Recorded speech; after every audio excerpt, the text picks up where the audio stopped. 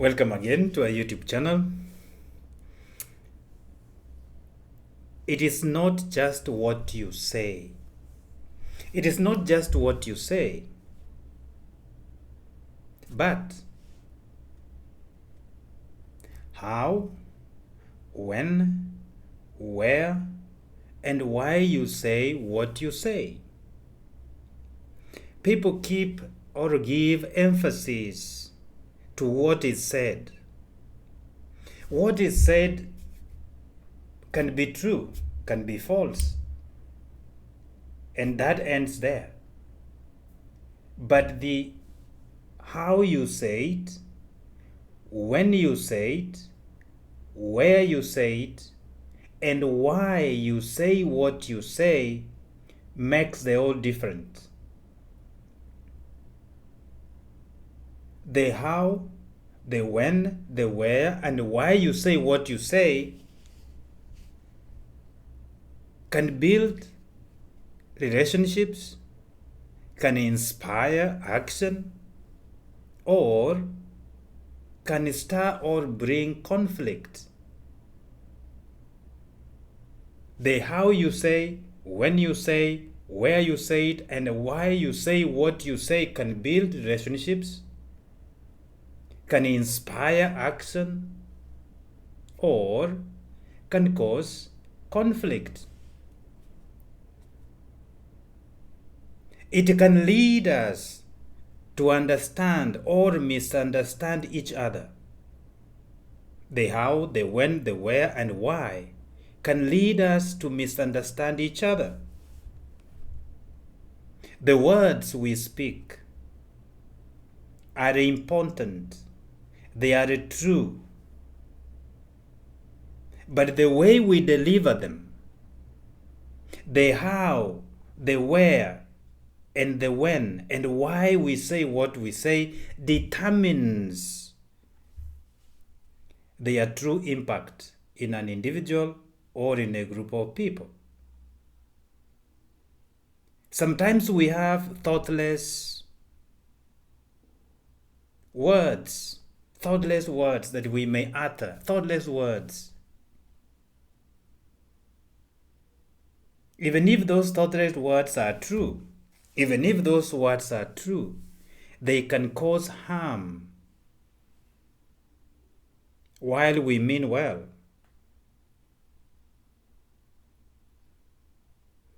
But when well-timed, carefully spoken words can move a conversation from a disagreement to mutual agreement.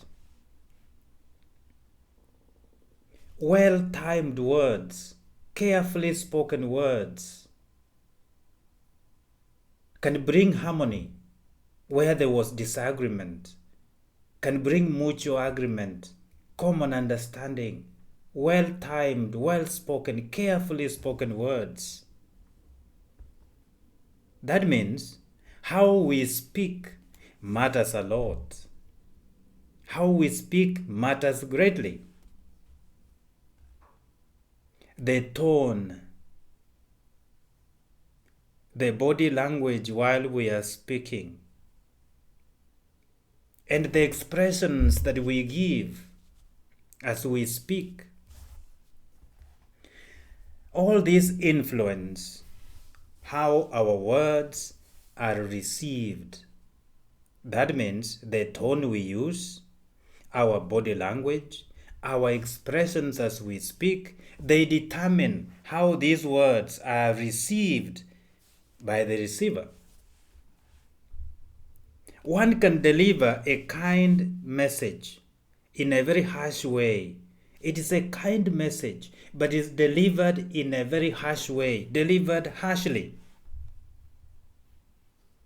And when it's delivered harshly, it loses its meaning. While on the other hand, a difficult truth spoken with empathy is much more likely to be considered. A difficult truth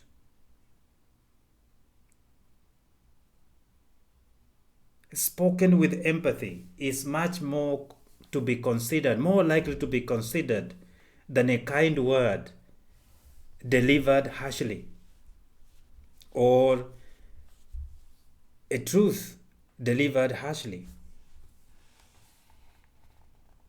Encouraging words shared with sincerity can warm a person's soul. But the same words spoken sarcastically can wound a person deeply. A word of encouragement after failure is far more valuable than praise after success. A word of encouragement after failure, a word of encouragement after failure is more valuable than praise after success. Sometimes correcting someone in public may seem okay because you want to put the person in place. But indeed, correcting someone in public is humiliating. It may humiliate them, may humiliate the person who is being corrected. While doing the corrections privately preserves the person's dignity. Sometimes we correct people in public, we correct children in public, we humiliate them. But when we do this in private, or when it's done privately, it preserves the dignity of the person, the dignity of the individual, and the person will be even more willing to take the correction. But the one corrected in public may not even take the correction rightly, may even become more defiant, and may not take kindly the correction that is given. Timing can mean the difference between healing a relationship or deepening the divide, where we speak and what we speak affects the reception of what we have said. A difficult conversation is best heard, or you can have a difficult conversation. The best time to have a difficult conversation is in a calm, private setting, in a tranquil, private setting, rather than in front of other people. A difficult conversation can be taken privately, in a calm way, in a tranquil manner, but not in front of everybody else. Similarly, offering praise in public magnifies its positive impact. When you praise somebody in public, you magnify that impact of the praise. It's okay to praise somebody in public, even in private, but when you do it in public, it magnifies the positive impact it has on the individual. My brothers and sisters, why we speak is very crucial. The why in our speech must be considered before we open our mouths to speak. We have to ask ourselves, why am I speaking? Why am I talking? Speaking to uplift, to educate, or support strengthens bonds. Speaking to uplift, to educate, to support strengthens the bonds we have with each other. While on the other hand, speaking to manipulate, to belittle others, or to control other people creates a distance and resentment. In our speech, we may cause resentment in other people. We may cause a rift, a distance with other people. Therefore, we must ask ourselves most of the times, why am I speaking?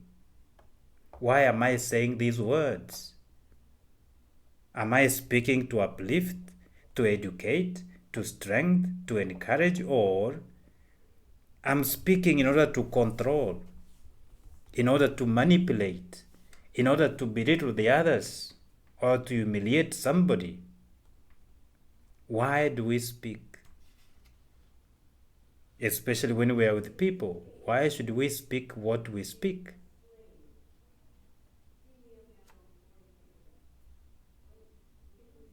Why we speak plays a significant role in determining the positive or negative effects of our speech. We also have to ask ourselves that what we say, when we say it, and how we say it, how is it going to affect the other person?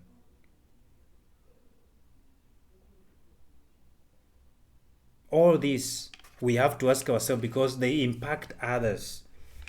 Impure motives can or may have a toxic effect on the soul.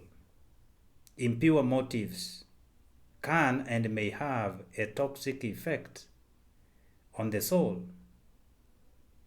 Why we speak will also be evident to others. They will know why we are speaking. Even if we don't tell them where we are speaking, they will understand why we are speaking. Because they can see and they can hear, they can perceive, they can see why we are speaking. Our words may be seen so selfish or selfless. Our words may seem or may be seen as selfless contribution. A selfless contribution to others, for others to gain, or they may be considered a selfish attempt to manipulate. Are your words selfless contribution positively to the other person, or they are selfish attempt to manipulate them? We need a thoughtful delivery of our speeches. A thoughtful delivery. Whenever we speak, we must think. Have a thoughtful delivery of our speech. Indeed, as Christians and as believers, we are called to be mindful communicators. We are called to be mindful communicators in order to avoid carelessness in our speech. In order to avoid carelessness in our speech, a Christian is not supposed to speak carelessly. Avoid carelessness in your speech as a Christian. Avoid carelessness in your words as a Christian. Let us, as Christians, choose wisely. As Christians, we are followers of Christ. Let us choose wisely how, when, where, and why we speak, in order that we may have a lasting impact of faith, a lasting positive impact of faith in other people. To consider, choose wisely how, when, where, and why we speak in order to make a positive faith impact in other people. May God bless you, and I'll stop there for today. It is not what you say, but how, when, where, and why you say it matter most. As a Christian, we have to choose wisely on how, when, where, and why we speak in order to make a positive faith impact in other people. May God bless you and keep you.